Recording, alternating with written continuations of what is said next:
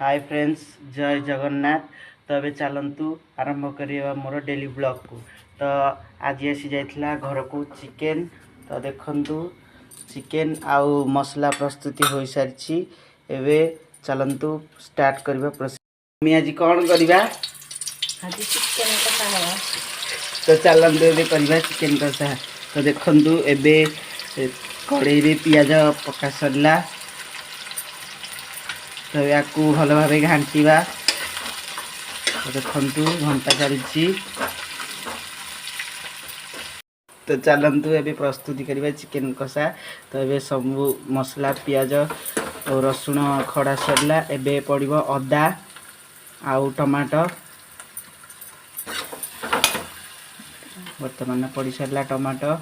एबे याकू भल से घाटा।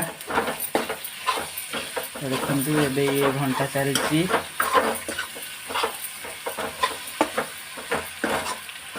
एबे पड़िबो आलू।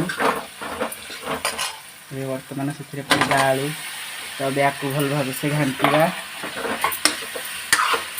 तो याकू किछि मिनिट छाड़ीदेवा। करबा चिकेन मसला। एबे तापरे ऐड करबा लंका गुंड। एबे ऐड करबा गरम मसला। तो एबे याकू भल भाव घाटा। तो देखंतु एबे हमर भल भाव घंटा चलती। ऐड हो गला चिकेन।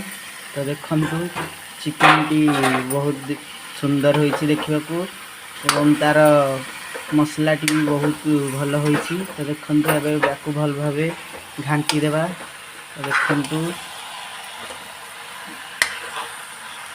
मैंने देखंतु फाइनली चिकेन टी रेडी हो सारी। तो देखंतु चिकेन टी किपरि होइछि। तो देखंतु किपरि होइछि। तो सांग माने